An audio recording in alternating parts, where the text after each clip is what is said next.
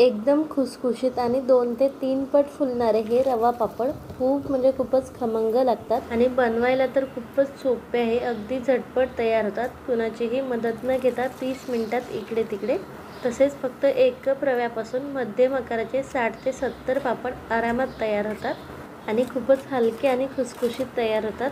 तर लगेच रेसिपीला सुरुवात करूयात। त्या अगोदर चॅनलवरती नवीन असाल तर चॅनलला नक्की सबस्क्राइब करा।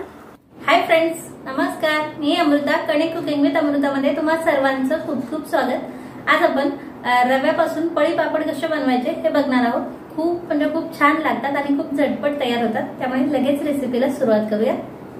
तर रव्याचे पळी पापड बनवण्यासाठी आपल्याला 1 कप रवा घ्यायचा आहे, बारीक रवा घ्यायचा आहे। वजनी हा 150 ते 200 ग्रॅम रवा आहे। रवा आता आपल्याला 2 ते 3 पाण्याने स्वच्छ धुवून घ्यायचा आहे, म्हणजे यातली जी पावडर वगैरे असते किंवा मग थोडंफार काही घाण वगैरे असते ती वरती येते आणि रवा छान स्वच्छ होतो।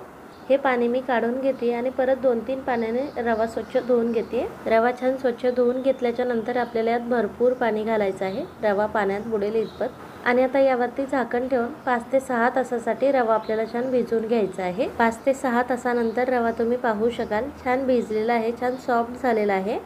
आता यातलं पाणी काढून घेते मी आणि परत स्वच्छ दुसरा अर्धा कप पाणी घालून रवा व्यवस्थित मिक्स करून घेते।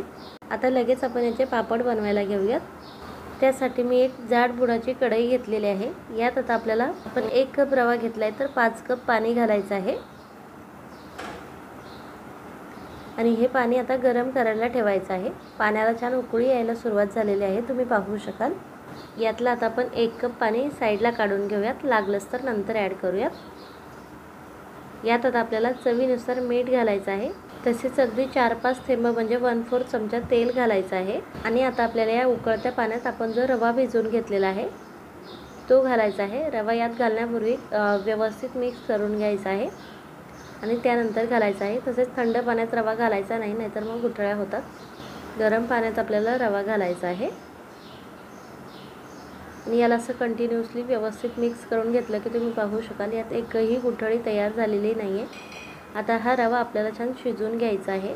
अगदी 3-4 मिनिटांनंतरच तुम्ही पाहू शकाल लगेच हा घट्ट झालेला आहे, परंतु हा रवा अजून शिजलेला नाहीये। घट्ट झाला की लगेच पापड करायला घ्यायचे नाहीये, रवा व्यवस्थित छान शिजवून घ्यायचा आहे। रवा जर व्यवस्थित शिजला नाही तर पापड उलतात, म्हणजे त्याचे तुकडे पडतात। आता आपण जे 1 कप साईडला पाणी काढलेलं आहे सर्व पाणी आपल्याला लागणार आहे यात।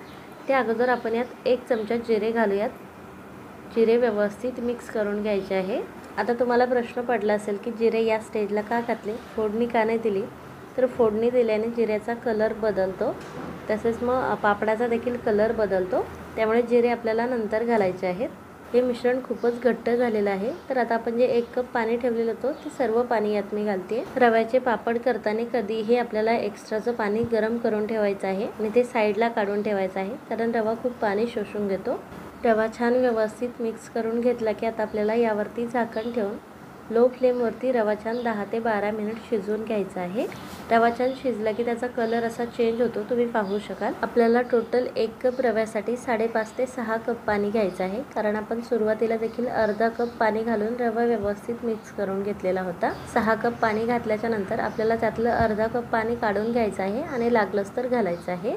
आता हे मिश्रण परफेक्ट झालंय की नाही हे कसं ओळखायचं, तर मिश्रण आपल्याला एका प्लेटमध्ये थोडंसं टाकून घ्यायचं आहे आणि थोडंसं पसरवून घ्यायचं आहे। आता तुम्ही पाहू शकाल पापड घातल्याच्या नंतर हा एका जागी स्थिर होतोय, पसरत नाहीये, म्हणजे आपलं मिश्रण परफेक्ट आहे। लगेच गॅस बंद करते मी। लगेच आता आपण याचे पापड बनवून घेऊयात। हे पळी पापड आपल्याला प्लास्टिक शीट वरती घालायचे आहे, म्हणजे हे पसरवायला आणि पापड सुकल्याच्या नंतर पलटवायला सोपं जातं।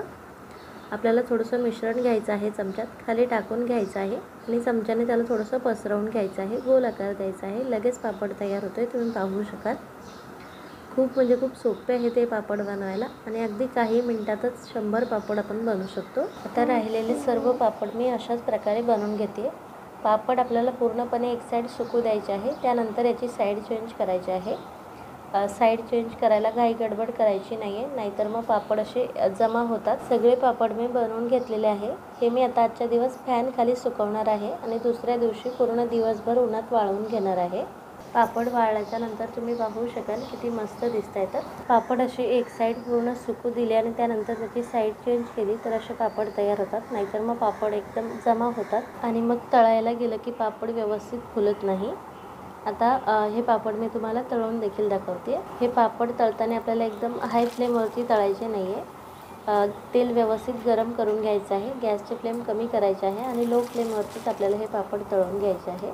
पापड तुम्ही पाहू शकाल किती छान फुलता येतात आणि हे पापड खायला खूपच खमंग आणि हलके लागतात. अजिबात तेलकट झालेले नाही आहेत पापड. तुम्ही पाहू शकाल खरंच खूपच खमंग आणि हलके होतात हे पापड. तुम्ही एकदा बनवून पहा, खूप आवडतील तुम्हाला. आणि किती छान फुललेले आहेत तुम्ही पाहू शकाल. 2 ते 3 पट छान फुललेले आहेत. तर नक्की बनवा. आणि कशी वाटली तुम्हाला ही रव्याच्या पळी पापडाची रेसिपी हे कमेंट करून नक्की सांगा. रेसिपी जर आवडली असेल तर प्लीज रेसिपीला लाईक आणि शेअर करा. तर पुन्हा भेटूयात आपल्या पुढच्या रेसिपीत. Bye bye.